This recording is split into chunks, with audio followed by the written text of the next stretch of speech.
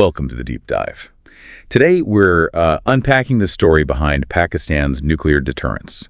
It's often called a shield forged through resolve, right? And it's absolutely central to their national security thinking. Absolutely. And this isn't just about the weapons themselves. It's really, a story spanning decades, a journey of incredible determination and, frankly, significant national sacrifice. Yeah, how a nation decided it needed to shape its own security destiny. Precisely. So to help us dig into this, we've got some really interesting material. We have personal recollections from a former Pakistani ambassador to the U.S., giving us that firsthand perspective on some key moments. Invaluable stuff. And we're also looking at text that references two important books, Eating Grass by Feroz Khan, which kind of gives an inside look at the science and strategy. Right, the nuts and bolts of the program. And The Security Imperative by Ambassador Zamir Akram, focusing more on the diplomatic side, the tightrope walking involved. Yeah, the international pressures, the negotiations, it was intense. So our mission here isn't just to say, okay, Pakistan has nuclear weapons. We want to understand the principles behind it, the crucial turning points, and the strategic thinking that's shaped its role in the region. Exactly. Getting beyond the headlines. Okay, so let's start with the historical backdrop. It seems the early 70s were a real catalyst. Oh, undeniably. The 1971 war, the loss of East Pakistan, that was a profound trauma for the country. It forced a fundamental rethink of their security situation, their vulnerabilities. A real shock to the system. Absolutely. It definitely planted the seeds for wanting more strategic independence, a more self-reliant defense. And then, not long after, 1974, India conducts its first nuclear test. How much did that accelerate things for Pakistan? Hugely. India's 74 test wasn't just seen as a technical achievement. In Pakistan, it was perceived as, a direct shift in the regional power balance, a very real threat. So it made the abstract feel concrete. Exactly. It massively sped up Pakistan's own pursuit of nuclear capability. They saw it as pretty much the only effective way to restore some kind of strategic balance. It's interesting, our sources point out that the world reacted quite differently to India's test compared to Pakistan's program later on. That's a really crucial point. The material suggests that, while India's test was met with maybe some level of acceptance or at least pragmatism from certain Western countries, Pakistan faced a much harsher reaction. Sanctions, intense pressure to stop everything. A perceived double standard, maybe? That perception was definitely there, yes. And this probably just hardened Pakistan's resolve to go its own way, viewing it almost as a sovereign right they had to assert. Right. Okay, this brings us to a really fascinating moment in 1994. It involves the Pakistani ambassador in Washington and a visit by General Khapkar.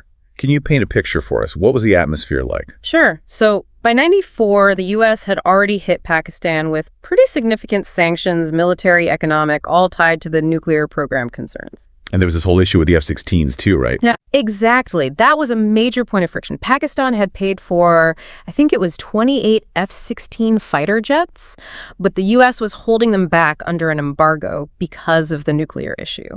So tensions were already high. There was a sense of grievance. Okay. And into this situation, the U.S. comes with an offer. Sounds like a high-stakes negotiation. Very high stakes. The U.S.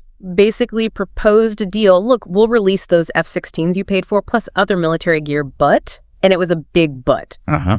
Pakistan had to agree to freeze its nuclear program completely, stop right there, and, crucially, allow a one-time inspection to verify they weren't enriching uranium beyond a certain point. And uranium enrichment is key for weapons material. It's the critical path, yeah. Limiting that would essentially cap their potential capability. And General Khapkar's response to this offer, Right.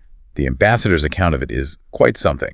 Really tells you about their mindset. It really does. According to the account, General Khapkar listened, then said something like, "Gentlemen, I come in friendship, but we in the East don't measure relationships in planes and tanks." He went on, "You can keep our F-16s and you can keep our money. Our national security is non-negotiable." Just incredibly direct and firm. Non-negotiable. That's a powerful statement. It absolutely was. It wasn't just turning down a deal. It was drawing a line in the sand about sovereignty and national security priorities. It basically said, we won't trade our strategic future for hardware, even hardware we've paid for. And the ambassador suggests this moment was pivotal. That choosing differently then could have changed everything about Pakistan's security today. That's the argument, yes. That this refusal cemented their path towards strategic autonomy. Okay, so let's talk about the impact of actually having this deterrent. One striking thing our sources highlight is the fact that there hasn't been a full-scale war between India and Pakistan since they both went overtly nuclear. Yeah, that's a pretty common observation in strategic circle. I mean, look, there have been plenty of crises, some very serious ones, lots of tension, border skirmishes. But the argument is that the nuclear capability on both sides acts as a powerful brake. It raises the potential cost of all-out conventional war so high that both sides pull back from the brink. The consequences are just too unthinkable. Potentially catastrophic, exactly, even below the nuclear threshold. The sources mention a more recent crisis too: airstrikes, missile strikes, and this term hybrid warfare. What does that actually mean in this context? So hybrid warfare, it's basically using a mix of tactics, not just conventional military stuff, but also non-military means to destabilize or pressure your opponent. Okay, like what? Well, the sources mention things like alleged disinformation campaigns trying to stir up trouble internally, cyber attacks targeting infrastructure, even, controversially, claims about manipulating water flows. The idea is to hit your rival below the threshold of triggering a full-blown war using a blend of overt and covert actions. And how did Pakistan respond during this period? The sources talk about restraint with strength. Right. So on the one hand, Pakistan did respond conventionally, shooting down Indian jets, carrying out retaliatory strikes that demonstrated they could and would defend themselves. Strength. But the restraint part was about carefully managing the escalation, making a point, reestablishing deterrence, but trying not to let things spiral completely out of control into a wider conflict nobody wanted. It's a very delicate balance. And it's interesting that President Trump apparently brokered a ceasefire during that time. Shows how concerned the rest of the world gets. Oh, absolutely. When two nuclear-armed neighbors are in a crisis, the whole world pays attention. External powers often get involved trying to de-escalate things because the stakes are just so high for everyone. And the underlying point here is that, arguably, Pakistan's nuclear capability was key in preventing that recent crisis from becoming an actual war. That's the core argument presented, yes, that deterrence worked, essentially. Okay, let's shift gears a bit and talk about how Pakistan actually got this capability. The sources stress this wasn't quick. It was a long haul, like over 25 years. Absolutely correct. This was a marathon, not a sprint. It required sustained national focus, huge resources, scientific breakthroughs, and consistent political will over, more than 2 decades. Through different governments, different leaders, both civilian and military. Which points to a remarkable level of national agreement on this, doesn't it? Despite all the internal politics and massive international pressure? It really does. The sources emphasize this kind of underlying consensus. Whatever else was going on politically in Pakistan, the drive for nuclear capability seemed to be a constant core national security goal. That consistency was vital for such a long, complex project. Now, this brings us to one of the books mentioned, Eating Grass by Feroz Khan. What does that book tell us about this journey? Eating Grass gives you more of an insider's view of the technical side, the scientific challenges, the strategic thinking evolving within the program itself. And the title comes from that famous Bhutto quote. Exactly. Zulfikar Ali Bhutto's declaration, "We will eat grass, even go hungry, but we will build the bomb." It just perfectly captures the sheer determination, the willingness to sacrifice practically anything for the strategic objective. And Khan's book credits a lot of people, not just 1 or 2 figures. Precisely. It stresses that this was a huge collective effort. Scientists, engineers, bureaucrats, military leaders, all working together, often under difficult circumstances, towards this single goal. It paints a picture of a broad-based national endeavor. Then there's the other book, The Security Imperative by Ambassador Zamir Akram. This one focuses more on the diplomatic battles. Yes, Akram's book sheds light on the immense international pressure Pakistan was under and the really tough diplomatic choices they had to make to protect the program and their strategic autonomy. Like decisions about treaties and inspections? Exactly. Things like deciding not to sign the Comprehensive Test Ban Treaty or pushing back against demands for really intrusive international inspections of their nuclear sites.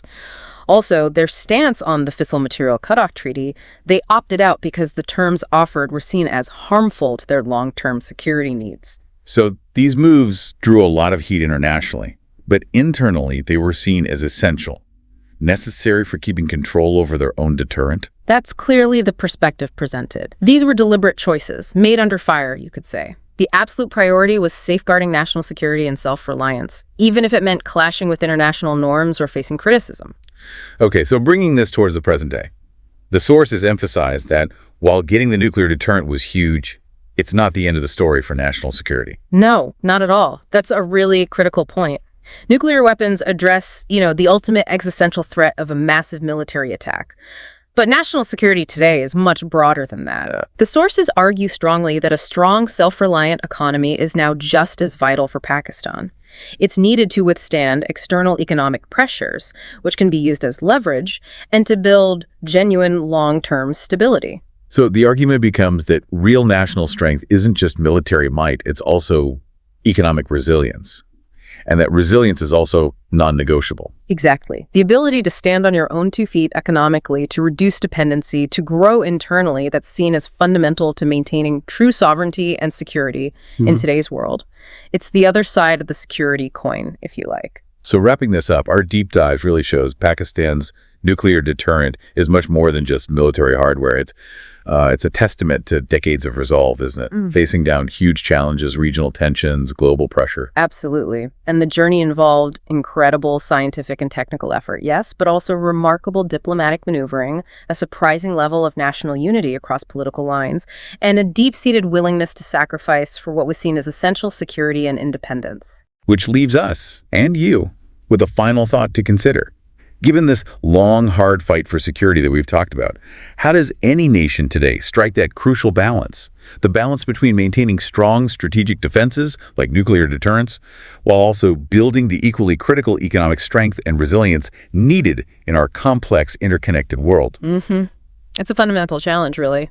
How do you secure yourself militarily without undermining the economic foundation you also need to thrive? A tough question. Yeah. And one that certainly goes beyond just Pakistan's story, something for all of us to think about.